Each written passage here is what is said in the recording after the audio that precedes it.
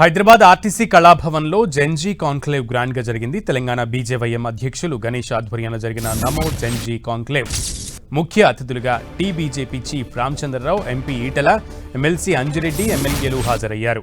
మోదీ 12 ఏళ్ల పాలనలో విజయాలు, సంస్కరణలపై జెన్జీ కాన్క్లేవ్ జరిగింది. ఈ కాన్క్లేవ్ కు భారీగా యువత తరలివచ్చారు. దేశంలో అలజడి చేసే కుట్ర జరుగుతుందని, ఎవరిన్ని ఆరోపణలు చేసినా దేశ సామరస్యాన్ని దెబ్బతీయలేరన్నారు టీబీజేపీ చీఫ్ రామచంద్రరావు. దేశ భవిష్యత్తు యువత చేతిలో ఉందని, రాబోయే రోజుల్లో యువ ప్రభంజనంతో దేశం మరింత ఉన్నత స్థాయికి చేరుకుంటుందని చెప్పారు.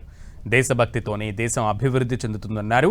నేపాల్ తరహాలో జెన్జీ బయటకు వచ్చి ప్రభుత్వాన్ని గద్దెదించాలని కుట్ర చేస్తున్నారని, వీటిని యువత అడ్డుకుంటారని, వారి కుట్రలు పనిచేయవని రామచంద్రరావు అన్నారు.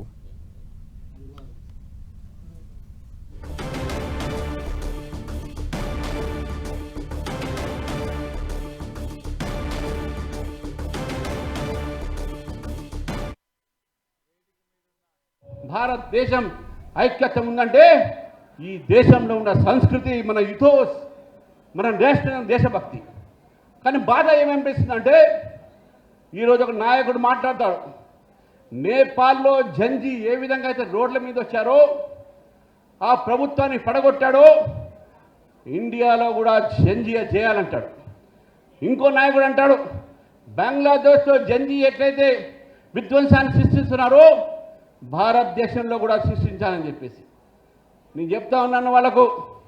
భారతదేశంలో యువత, భారతదేశంలో జెన్జీ ఈ దేశాన్ని ప్రేమిస్తారో మోదీ గారి చేయబట్టే ఈ దేశంలో వెళ్ళిన యువత మోదీ గారు వెంటనే ఉంటారు, దేశంతో ఉంటారు. మీ యొక్క విధ్వంసని మాటలకు వినరు, నమ్మరు అనే విషయాన్ని కూడా మీకు చెప్తా ఉన్నాను మిత్రులారా. 2025-2026లో 4 లక్షల కోట్ల రూపాయలు నిరుద్యోగ యువతకి ఉపాధి కల్పించాలని చెప్పి మొట్టమొదటిసారిగా సమస్యను గుర్తించి దీన్ని ట్యాకిల్ చేయాలని చెప్పి ఇవాళ make in India, made in India నినాదం మాత్రమే కాకుండా అది రియాలిటీ చేసిన చరిత్ర కూడా నరేంద్ర మోడీ గారి మాత్రమే. ఇవాళ డిజిటల్ ట్రాన్సాక్షన్ గురించి నేను చెప్పాల్సక్కర్లేదు.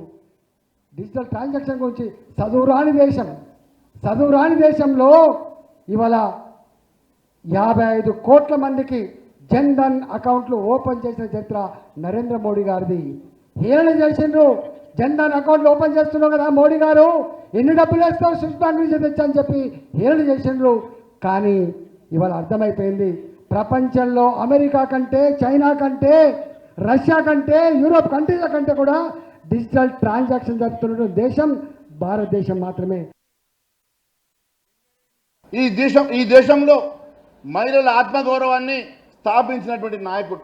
నిర్భయంగా నా ఆడబిడ్డలకు ఆత్మగౌరవం కావాలా, నా ఆడబిడ్డలు మరుగుదొడ్ల కోసం అవస్థపడుద్దని రెడ్ ఫోర్ట్ నుంచి మాట్లాడినటువంటి వ్యక్తి ఈరోజు భారతదేశాన్ని అభివృద్ధి పథంలో తీసుకెళ్లి ఫైటర్ జెట్లను నిర్మాణం చేసుకునేటువంటి స్థాయికి భారతదేశాన్ని ముందుకు నడిపిస్తూ ఉన్నాడు.